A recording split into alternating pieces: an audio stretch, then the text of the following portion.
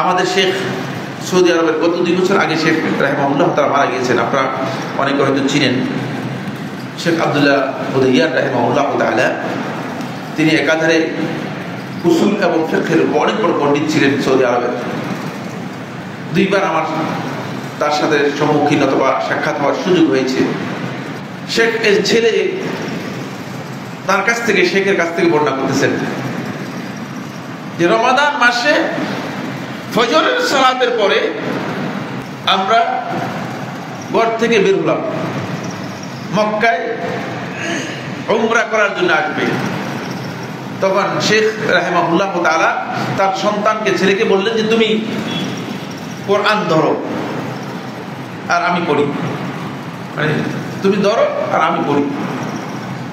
আমি ধরলাম, তিনি যে পড়ে যাচ্ছেন আমি ধরে শেষ করতে পারছি না, মানে আমি ধরে শেষ করতে পারতেছি, তিনি যে পড়ে যাচ্ছেন, তিনি তেলাওয়াত করে যাচ্ছেন আর তিনি গাড়ি ড্রাইভ করতেছেন, আর তেলাওয়াত করে যাচ্ছেন। আর সন্তান কি করতেছে? কোরআন ধরতেছে, ধরে শেষ করতে পারতেছে না।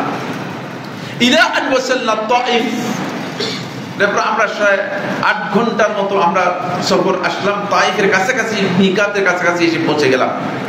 মিকাত তাইফের একটু পরেই মিকাত, এটা আস-সাইরুল কাবীর বলা হয় থাকে মিকাতকে। এর কাছাকাছি পর্যন্ত আমরা এসে পৌঁছলাম, এর মধ্যে দেখলাম যে খতম শেষ হয়ে গেছে। সুবহানাল্লাহ। আপনি আমি কোরআনের এই বিষয় বুঝতে পারবো না। এজন্য জাহিল ব্যক্তিকে যে সূরা বাতা মুখস্থ করতে পারে না, তাকে যদি বলেন কোরআন হিফজ করা যায়, সে বলবে ভাই অসম্ভব, ঠিক না? মূর্খ লোককে, যে ব্যক্তি 3 লাইন কবিতা মুখস্থ করতে পারে, তাকে যদি বলেন যে সহিহ বুখারী মুখস্থ করা যায়, সে বলবে ভাই ইম্পসিবল। অথচ এই যুগে এমন ব্যক্তি আছেন যিনি 1 লক্ষ লাইনের কবিতা পর্যন্ত মুখস্থ করতে পারেন, 1-2 লাইনের কবিতা। সুতরাং এটা আমাদের নিজেদের বিবেচনায় আনার সুযোগ নেই। আপনি নিজে বিবেচনায় নিতে চলবে না।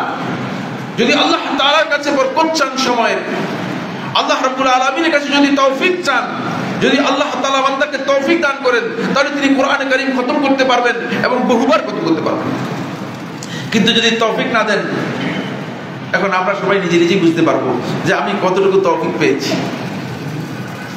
আমি যদি একবার কোরআন খতম করতে না পারি, তাহলে এটা আমার জন্য সবচেয়ে বড়। এই প্রসঙ্গে আমি এটা বলতে চাই যে কোরআন এই রমাদান মাসের শেষ দশকে অবতীর্ণ হয়েছে।